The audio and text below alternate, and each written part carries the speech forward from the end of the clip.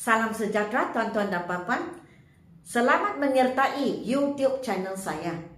Nama saya ialah Dr. Lee dan saya berasal dari Bukit Mentajam. Sekarang saya tinggal di Kluang, Johor. Untuk sesi kali ini, saya akan berkongsi dengan kalian wasa, subjeknya English untuk SJKC, SJKT dan SK. Jadi kita sudah sedia maklum bahawa bahasa Inggris wasa itu untuk sekolah rendah semuanya selaras. Maksudnya tidak kira kamu adalah SK, SJKC ataupun SJKT. Subjek English, format dan tahapnya adalah sama. Jadi semua orang akan menduduki bahasa Inggris kertas ini dan dikehendaki menjawab semua sama. Tahap dan formatnya sama. So, sebelum video ini saya telah pun memberitahu kalian tentang format wasa bahasa Inggris. Jadi untuk sesi ini saya akan berkongsi dengan kalian bagaimanakah kita boleh membuat ataupun menjawab soalan dengan baik sekali. Apakah caranya supaya kalian boleh memberi jawapan dan mendapat markah yang baik? Jadi seperti kita sedia maklum, wasa bahasa Inggris itu tertumpu ataupun ditumpukan kepada dua komponen. Reading and writing. Reading maksudnya pemahaman, writing maksudnya penulisan. Untuk sesi ini, saya akan berkongsi dengan kalian komponen pembacaan ataupun membaca. So, komponen membaca ataupun pemahaman, ia datangnya dari part 1, 2, 3, 4, 5. 5 part atau 5 bahagian tertumpu kepada bahagian pemahaman. Part 6 dan part 7 penulisan.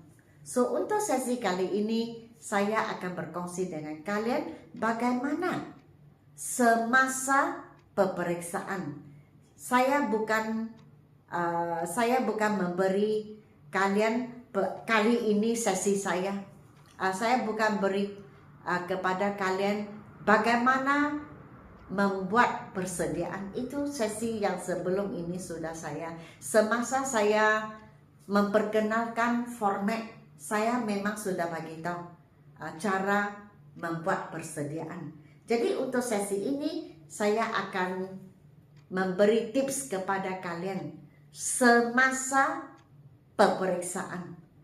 Apakah kalian harus buat supaya boleh menjawab dengan baik sekali untuk bahagian membaca. Untuk bahagian penulisan saya akan memberi contoh menjawab dan kalian tengoklah. Lepas itu kalian belajar dan semasa peperiksaan kalian akan dapat menulis dengan baik. Untuk part 1 iaitu short text, maksudnya petikan-petikan yang pendek sekali, mungkin 3 ayat, 4 ayat sahaja. Contohnya notis kah, email kah, message kah, begitu. So, apa kalian harus buat semasa peperiksaan? Waktu kita cuba menjawab part 1, yang penting baca 1 kali teks itu. Contohnya nombor 1, ada teks yang diberi. Baca habis. Lepas itu tengok soalan. Untuk teks ini tengok soalan. Dari soalan kita boleh mengecam perkataan yang akan kita panggilnya keywords, kata kunci. Contohnya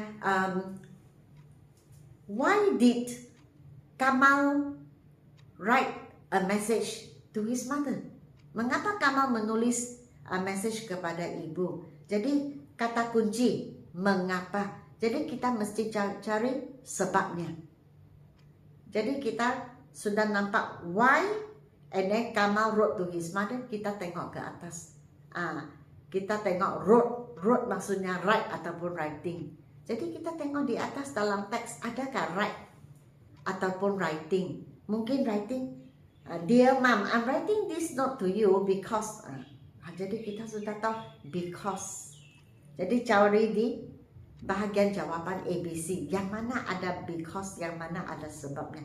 Itulah jawapan. Pasti didapati di atas. So I'm writing this message to you because I will be joining a camp organized by our school. Jadi tengoklah di bawah camp, school, organized. Itulah jawaban. Oke, jadi tengok kata-kata kunci yang terdapat di soalan, cari di teks. Tapi mesti memahami dulu, baca satu kali dulu. Kita sudah tahu. Barulah tengok soalan, cari dari soalan kata-kata kunci. Di atas jawaban ada kata-kata kunci itu, kita kenal pasti sebagai jawaban. Part 2, text completion. Itu bahagian kita panggilnya apa? Kita panggilnya lexicogrammar. Maksudnya ada grammar dan kosakata. Jadi sama juga. Walaupun dia ada tempat-tempat kosong, kita baca habis dulu. Kemudian ke number. Mungkin saya tengok, bukan mungkin. Part 1 ada 5 soalan. Jadi soalan number 6. Jadi waktu kita ingin membuat number 6, tempat kosong, cari jawaban, kita baca semua dulu. Pusingan kedua, kita tengok ayat sebelum ayat yang ada tempat kosong. Memahami. Barulah kita cari jawaban. Jadi ada satu tip yang saya ingin memberi kepada kalian semasa kalian membuat text completion. Kenal pasti apakah tense. Mungkin dia bermula last Sunday morning. Ayat pertama tahu. Last Sunday morning I was alone at home. Okay, and then soal ayat yang seterusnya. Jadi kita mesti kenal pasti, terutama ayat pertama. Sudah ditulis dengan terang, jelas. Last Sunday morning. So what is the tense? Past tense. Jadi kita boleh tahu. Seterusnya kita mesti mencari jawaban yang ada past tense, masa lalu. Kecuali ia berlaku dalam tanda pembuka dan penutup kata. Itu present tense. Di luarnya semua past tense. Oke, jadi waktu kita kena pasti, tengok permulaan ayat. Kalau permulaan ayat pertama, every Sunday morning I wake up at 9 o'clock. Every Sunday morning, setiap masa, simple present tense. Maka jawaban yang tempat isi kosong itu present tense. Kecuali di dalamnya ada sebut sesuatu perkara yang sudah lalu. Jikalau tidak, jawabannya present tense. Alright? Untuk vocabulary itu mungkin kita susah mengenal pasti, sebab kita mesti tahu erti perkataan kosakata itu. Jadi carilah kosakata yang sesuai dengan tempat kosong. Oke? Part 3, comprehension ataupun pemahaman. Mungkin cerita, mungkin rencana.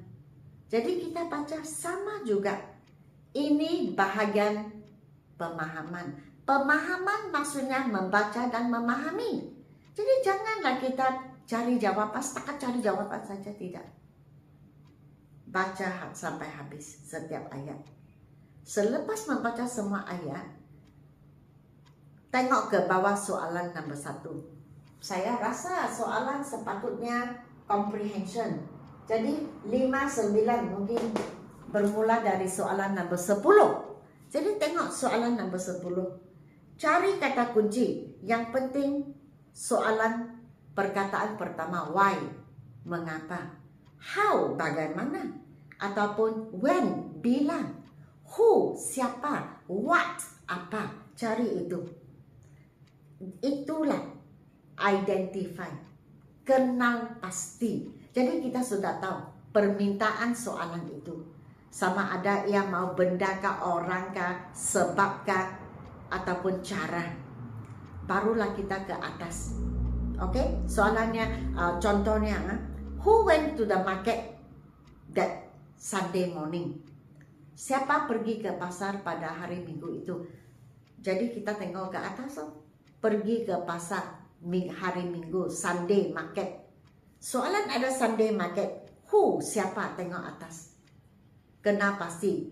Market Sunday morning. Kemudian mesti di hadapan Mrs. Das or my neighbor's mother. Sebegitulah. Itulah jawaban kita. Oke. Selepas itu, part 4, matching text. Matching text penting. Baca petikannya. Dia memberi paragraf-paragraf yang pendek sahaja.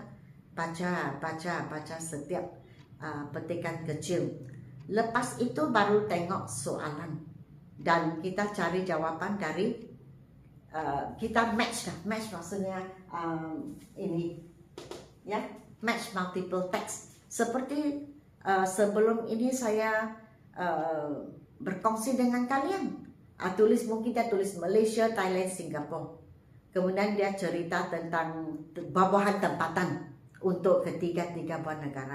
Jadi kamu baca dengan teliti. Lepas itu di bawah kita tengok. Jikalau dia sebut guava, carilah guava. Oh, Malaysia. Jadi jawaban Malaysia A, tulis A sahaja. Begitu. Jadi pokoknya kita mendapat jawaban dari petikan itu kemahiran membaca ataupun kemahiran memahami. Cari kunci perkataan, baca dulu, cari jawaban, pasti boleh dapat. Jangan kelam kabut, jangan cepat-cepat ingin habis. Itu satu kelemahan yang sangat besar, terutama pelajar-pelajar yang tidak kita panggilnya tidak cukup teliti. Jadi kita teliti lah, ya. Untuk word completion bahagian 5. Ini adalah seperti video sebelum ini. Ini adalah kamus. Mengetahui arti perkataan dan ketahui perkataan yang menerangkan. Dia sudah beri penerangan. Oke? Seperti semalam, seperti video sebelum ini, saya gunakan binatang. Oke? Mungkin kali ini saya gunakan bunga. This is the national flower of Malaysia. Kemudian dia beri H. Jadi ejaannya hibiscus. So dia beri H. Jadi kita tulis apa? Hibiscus, H-I. Jadi kamu tulis I. Bis, B-I-S. Cus, C-U-S. Oke? So itu bagaimana kita pandai ini? Banyak membaca. Banyak dedahkan diri kepada bahan-bahan bacaan. Yang penting tahu artinya. Yang penting tahu ejaannya. Ini kemahiran mengajar, mengeja. Kalau sudah tahu jawaban, tetapi tidak tahu ejaan, salah juga. So penting ejaan dan arti perkataan itu sangat penting. Oke, so untuk kali ini begitu sahaja. Selepas video ini saya akan beri contoh guided writing dan saya akan buat lagi satu video part 7. Lepas itu saya akan terus ke WhatsApp bahasa Melayu tingkatan 1, 2, dan 3. Oke, jadi setakat ini sahaja. Sila beri saya like, follow, share untuk like, follow, share atau like, share. Oke. Kalau ada komen boleh beri juga komen. Kalau ada soalan bolehlah kemukakan juga dalam YouTube channel saya. Sekian, terima kasih. Kita berjumpa di video yang seterusnya.